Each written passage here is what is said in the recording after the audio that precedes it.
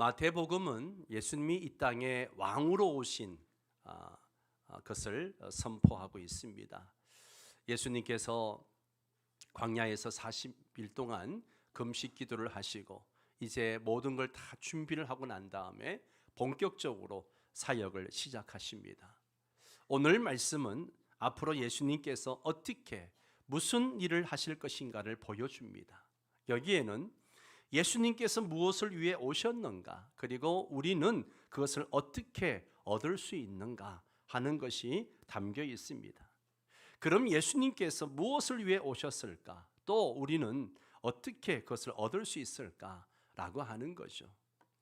12절 말씀에 보면 예수님께서 요한이 잡혔음을 들으시고 갈릴리로 물러가셨다가 라고 말씀합니다. 세례 요한은 헤롯 왕의 잘못을 지적하다가 감옥에 갇혔습니다. 세례 요한은 예수님의 길을 준비한 선구자였어요. 예수님 편에서 보면 누구보다도 소중한 복음의 동역자였습니다. 그런데 예수님은 세례 요한이 잡혔다는 소식을 들으시고 갈릴리로 잠시 물러가셨다가 가브나움에 가서 사셨다라고 이야기합니다. 왜 그랬을까요?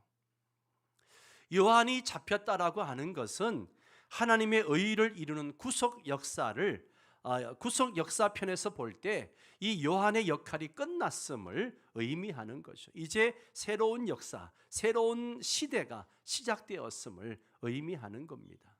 그러므로 예수님은 이제부터 본격적으로 구속 역사를 이루고자 가브나움에 가서 사신 겁니다. 그러면 우리는 이런 질문을 할 수 있죠. 왜 그렇게 많고 많은 동네들이 있는데 하필 가브나움에 그 촌동네 가서 사셨을까? 수도인 예루살렘에 가서 사시면 안 될까라는 질문을 하죠. 안 됩니다. 반드시 가브나움에 가서 사셔야만 합니다. 가브나움은 위로의 동네라는 뜻을 가지고 있어요. 이것은 앞으로 일어날 예수님의 사역과 깊은 연관이 있습니다. 이사야 선지자는 마태는 이사야 선지자의 말씀을 인용해서 이런 이야기를 합니다. 이사야 선지자가 이렇게 예언을 했죠. 15절 16절에 보면 같이 읽을까요? 스불론 땅과 납달리 땅과 요단강 저편 해변길과 이방의 갈릴리여, 흑암에 앉은 백성이 큰 빛을 보았고 사망의 땅과 그늘에 앉은 자들에게 빛이 비치었도다. 아멘.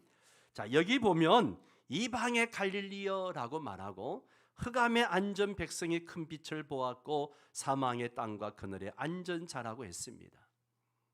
가나안을 정복한 이스라엘이 12지파에게 땅을 분배할 때에 힘없는 이 스불론과 납달리 지파는 갈릴리를 비롯한 이스라엘 북쪽 끄트머리를 차지하게 했어요. 지도를 보시면 그 북쪽 끄트머리에 납달리와 스불론 지파가 땅을 차지했습니다. 그렇게 여러 나라들과 경계선에 있다 보니까 외적의 침략을 많이 받게 되고 이방 문화가 그 땅에 많이 들어왔습니다. 순수를 목숨처럼 여기는 유대인들은 이런 갈릴리를 아주 이방의 갈릴리라 부르면서 조롱하고 무시했습니다. 유대인들에게 이방이라고 하는 것은 하나님께 버림받은 자라는 뜻이잖아요. 그러니 이력서에 갈릴리 출신이라고 쓰게 되면 취업도 안 되고 그리고 타 지역으로 시집장가 가는 것도 어려웠습니다. 이런 차별에 갈릴리 사람들은 마음이 상하고 너무너무 힘들었던 거죠. 이 때문에 이사야는 이들을 뭐라고 불렀는가 하면 흑암에 앉은 백성, 사망의 땅과 그늘에 앉은 자들이라 그렇게 이야기합니다. 이 지역이 가버나움 지역이거든요. 그런데 흑암에 앉은 백성이 큰 빛을 보았습니다. 사망의 땅과 그늘에 앉은 자들에게 빛이 빛이었습니다. 바로 예수님께서 이방의 갈릴리라 불리는 그 가브나움 지역에 가서 사셨기 때문이에요. 단지 예수님이 가서 살기 시작했는데 오랜 어둠과 슬픔에 잠겨있던 이방의 갈릴리에 빛이 비추었습니다. 예수님 때문에 흑암에 앉은 백성이 큰 빛을 보았어요. 사망의 땅과 그늘에 앉은 자들에게 빛이 비치었습니다. 한마디로 예수님 때문에 도저히 자신들의 힘으로 어찌할 수 없는 운명의 굴레가 다 벗겨졌습니다. 벗어날 수 없는 슬픔에서, 한계적인 고통에서 벗어나게 되었다는 거죠. 이 예수님은 모든 운명적인 슬픔과 어둠에서 사람들을 구원하시는 구원의 빛이십니다. 도저히 스스로 힘으로 벗어날 수 없는 한계에서 우리를 구원하시는 생명의 빛이십니다. 이 빛 대신 예수님이 갈릴리에 오셨을 때에 갈릴리는 가장 먼저 생명의 말씀을 들었습니다. 예수님이 가장 많은 이적을 행하시고 그리고 또 가장 많은 예수님의 제자들을 부른 곳이 어디냐? 바로 이 갈릴리 지역, 가브나움 지역이라는 거죠. 그래서 이방의 갈릴리에서 아름다운 갈릴리가 되었다는 겁니다. 늘 이방인 취급받던 자들에게 인생 역전, 운명 역전이 예수님을 통해서 갈릴리에서 일어났습니다. 그런데 이것은 갈릴리만의 이야기가 아닙니다. 오늘 저와 여러분의 이야기이기도 합니다. 우리도 어둠과 죽음의 그늘에 앉은 자들이었습니다. 죄와 허물로 죽은 자요, 공중의 권세 잡은 마귀를 따르던 자요, 하나님의 심판을 받아 멸망할 진노의 자녀였습니다.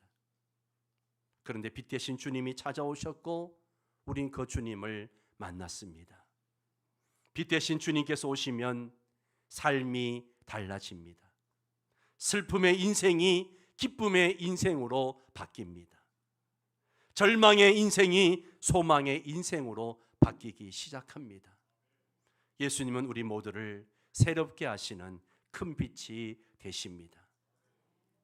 17절 말씀을 보겠습니다. 함께 읽습니다. 이때부터 예수께서 비로소 전파하여 이르시되 회개하라, 천국이 가까이 왔느니라. 이때부터가 언제예요? 예수님이 가버나움에 가셔서 본격적으로 이제 구속 사역을 시작하실 때를 얘기하는 거죠. 그 구속 사역을 시작하실 때 첫 메시지가 뭐였습니까? 회개하라, 천국이 가까이 왔느니라. 세례 요한과 똑같은 메시지를 전하고 있습니다. 차이가 무엇일까요? 세례 요한도 회개하라, 천국이 가까이 왔느니라고 똑같은 메시지를 전했습니다. 차이가 무엇입니까? 세례 요한은 사람들에게 앞으로 다가올 천국을 맞이할 준비를 시킨 것이라면 예수님은 회개하는 자에게 바로 천국을 주십니다. 세례 요한은 광야에서 외치는 자의 소리였습니다. 하나의 크다란 사운드였어요. 그러나 예수님은 소리가 아니라 큰 빛이십니다. 어둠의 땅, 죽음의 땅에 많은 사람들에게 빛을 비추십니다. 이 예수님의 빛이 임할 때 사람들이 천국을 소유하게 되고 새로운 삶이 시작이 되는 것입니다. 그럼 예수님이 우리에게 주시고자 하는 천국이란 무엇일까요? 천국을 맛보지 못한 사람에게 천국을 설명하는 것은 여간 어려운 일이 아닙니다. 어려운 일일 수밖에 없습니다. 그러나 우리가 성경에 기록된 천국을 가지고 한번 설명을 해보겠습니다. 창세기 2장에 에덴 동산이 나옵니다. 이 에덴 동산은 천국의 한 면을 우리에게 보여주고 있습니다. 에덴 동산은 생명이 넘치고 기쁨과 평화가 넘칩니다. 이사야 11장 6절 9절에는 좀 더 자세하게 묘사가 되고 있습니다. 이것을 우리는 옛날에 주일학교 때 많이 이걸 가사로 찬양을 불렀던 기억이 납니다.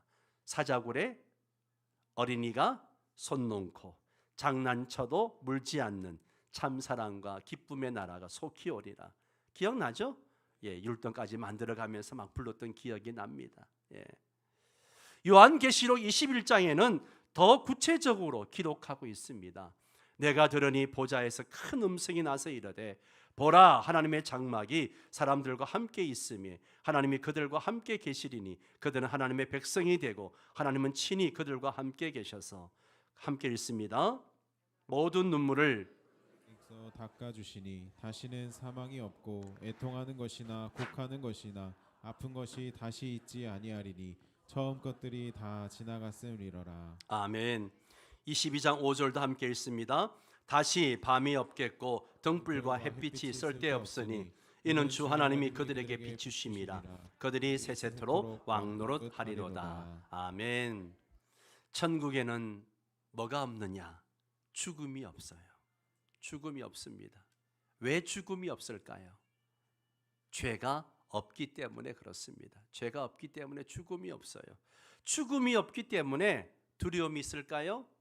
두려움도 없습니다. 슬픔도 없어요. 근심 걱정도 없습니다. 예, 우리가 맨날 아프다고 병원 가고 약 먹고 하는데 천국에는 뭐가 없어요? 아픈 것도 없어요. 할렐루야. 예, 이런 천국 빨리 가고 싶죠. 예, 조금만 기다려 주세요. 예, 가실 날이 있을 겁니다. 천국에는 평화와 기쁨만 있습니다. 이 천국이 가까이 왔어요. 주님이 가까이 왔다라고 말씀하십니다. 이 천국이 예수를 믿는 자 마음속에 임하게 되었습니다. 이 천국을 우리가 실제 삶 속에서 피부로 느끼며 살 수 있게 되었어요. 그리고 죽은 후에는 말 그대로 천국에 가서 이 모든 축복을 누리며 살게 됩니다. 누가 저에게 목사님이 누리는 천국은 어떤 것입니까? 라고 묻는다면 저는 이렇게 말하겠습니다. 제가 누리는 천국은 모든 제 의식과 제 찜을 벗겨주신 용서라고 말하겠습니다. 저는 고등학교 때 이 천국의 기쁨을 맛보았거든요. 그 후에 42년이 세월이 흘렀습니다. 그런데 천국은 고정되어져 있는 것이 아니라 이것이 계속 발전해 나갑니다. 처음에는 죄의식과 죄의 짐을 벗겨주는 용서였다면 그 다음은 기쁨과 평안이었습니다. 지금 제가 누리는 천국의 기쁨은 자유입니다. 자유.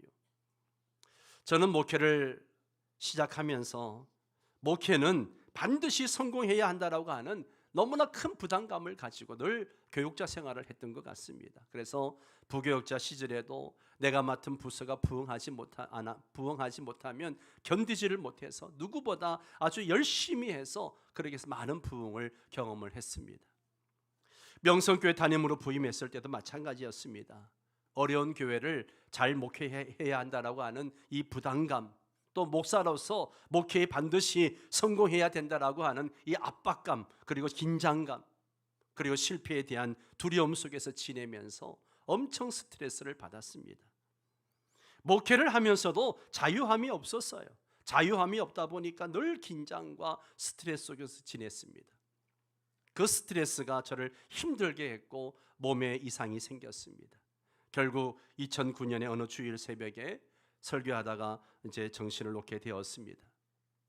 그러나 이제는 그 긴장과 부담감, 그리고 실패에 대한 두려움에서 자유를 주셨어요.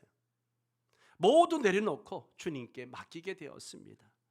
그러자 자유함을 누리게 되었고 참으로 천국을 경험하는 그런 삶을 살게 되었습니다. 저는 목사로서 최선을 다해 목회를 하지만 결과는 하나님의 주권에 맡겼습니다. 하나님께 모든 것을 맡기니까 얼마나 마음이 편하고 기쁜지 몰라요. 앞으로 10년, 20년이 흐른 뒤에 또 제가 누리는 천국의 기쁨은 어떤 것이 있을까 굉장히 궁금하기도 합니다. 그러므로 천국은 완료형이 아니라 진행형입니다. 우리는 신앙생활 하면서 계속해서 천국의 새로운 기쁨과 감격과 감동을 알아가게 됩니다.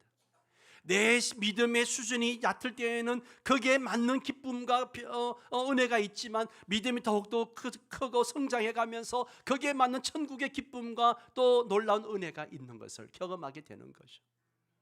여러분은 예수님께서 주시고자 하는 이 천국의 기쁨과 감동과 감격을 누리며 살고 있는가 하는 것이죠. 어떠세요, 여러분? 그걸 내가 누리며 살고 있습니까? 이런 천국을 어떻게 하면 누릴 수 있을까요? 예수님의 메시지에 그 답이 있어요. 첫 메시지가 뭐예요?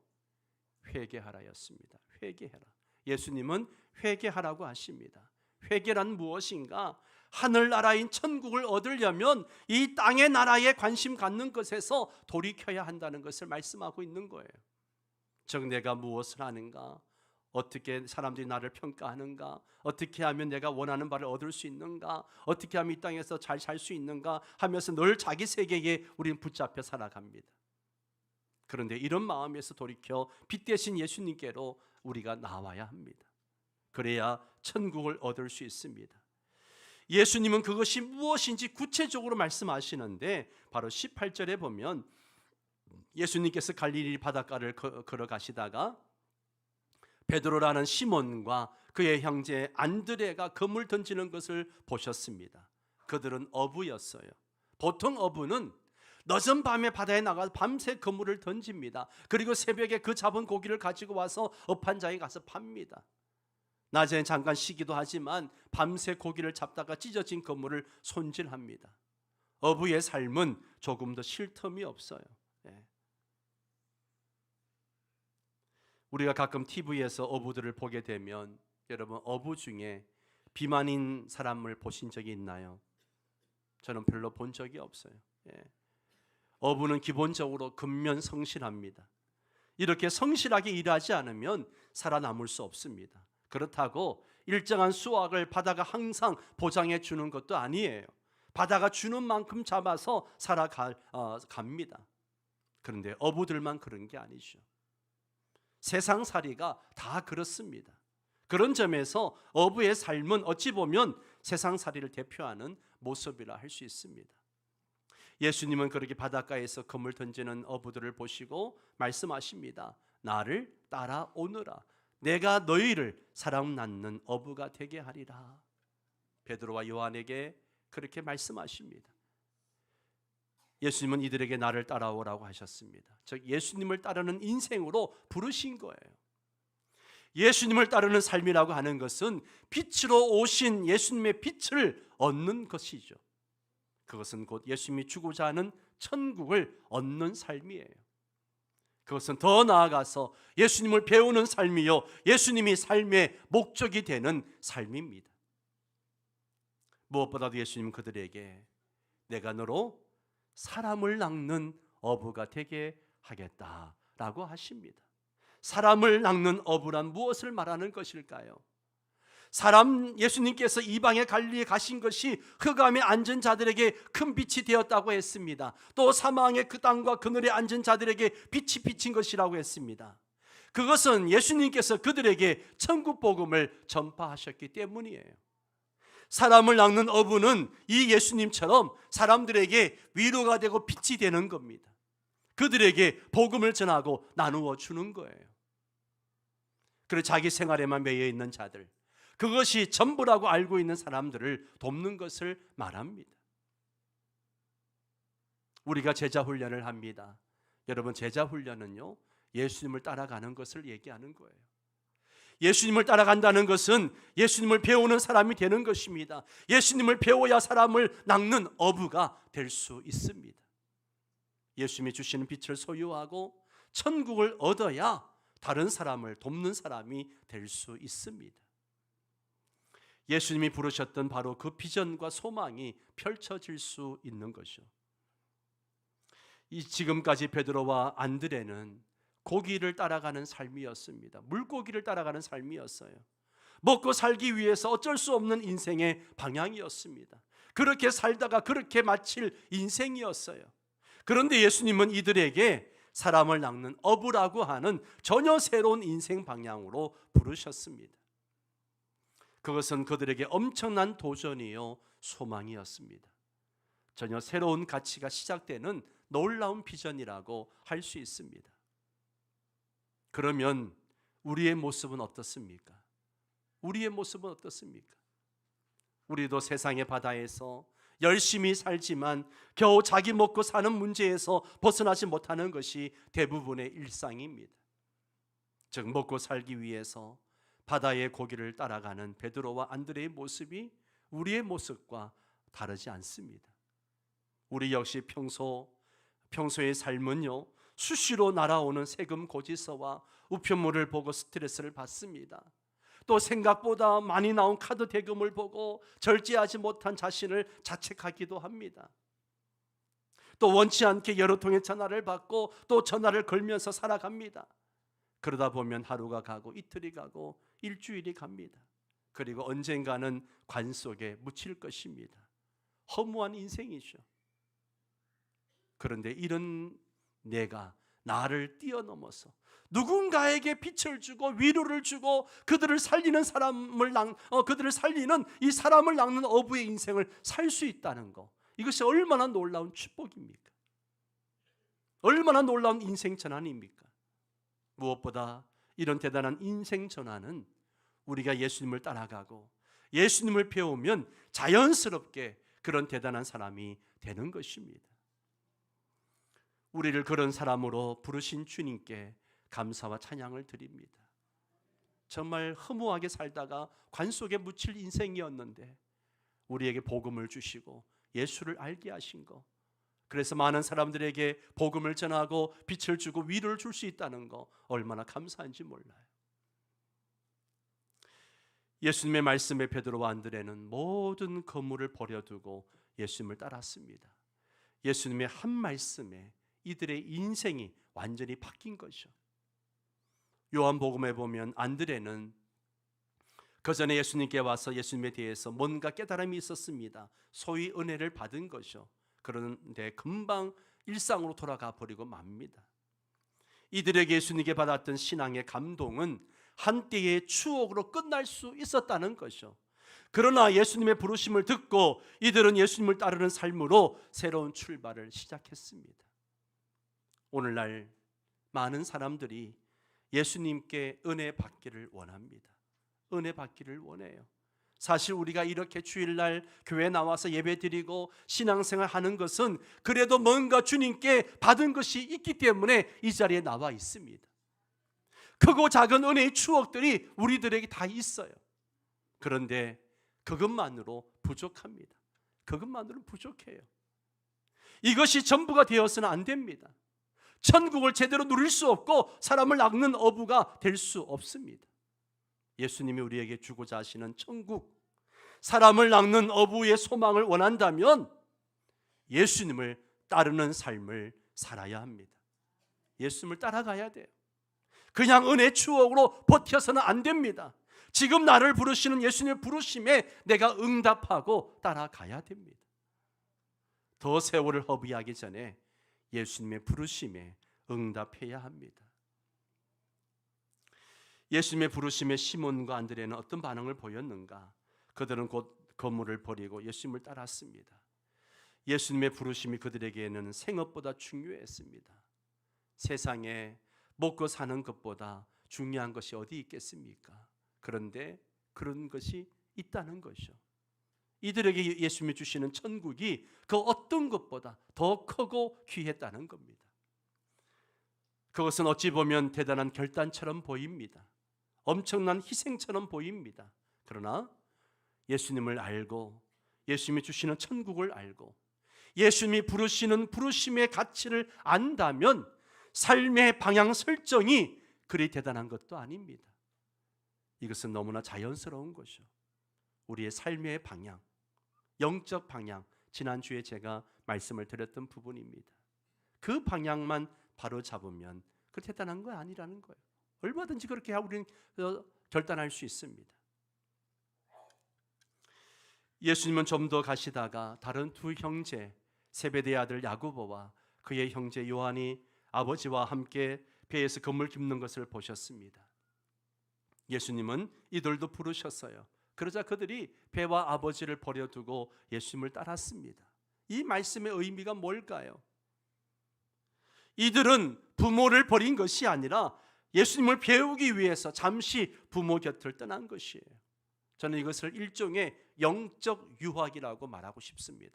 영적 유학. 예. 무엇보다 배와 아버지보다 예수님을 더 알고자 하는 것에 더 마음을 둔 당연한 삶의 결과입니다. 결국 시몬과 안드레 또 야고보와 요한은 천국의 가치를 보여주고 있습니다. 예수님이 주시고자 하는 천국은 배와 그물보다 더 귀한 것이라는 것이요, 또 부모보다 더 귀한 것이라는 겁니다. 이 귀한 천국을 누가 얻습니까? 바로 회개하고 천국을 구하는 자가 얻습니다. 내가 이제까지 얻고자 하는 것보다 천국이 더 귀하다는 것을 알고 삶의 방향을 돌이키는 자가 얻습니다. 귀한 것은 그냥 얻어지는 게 아니죠. 대가가 필요합니다. 대가가 필요해요.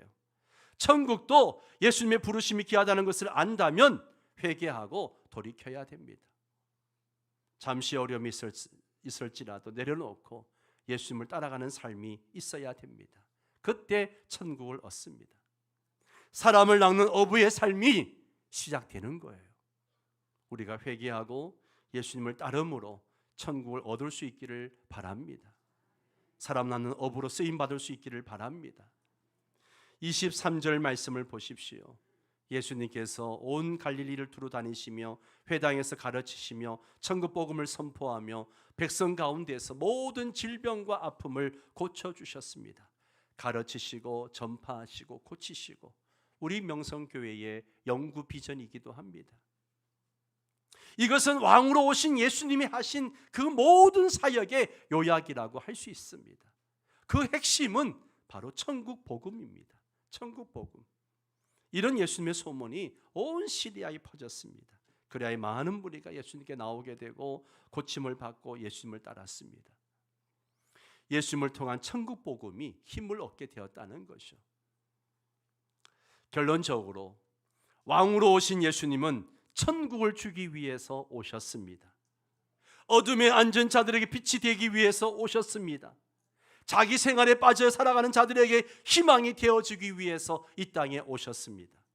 이 예수님을 통해서 저와 여러분도 천국을 얻기를 바랍니다. 이를 위해 회개하고 예수님을 따라가는 그런 주의 제자들이 되시기를 주의 이름으로 축원합니다. 다 함께 일어나셔서 함께 찬양하겠습니다.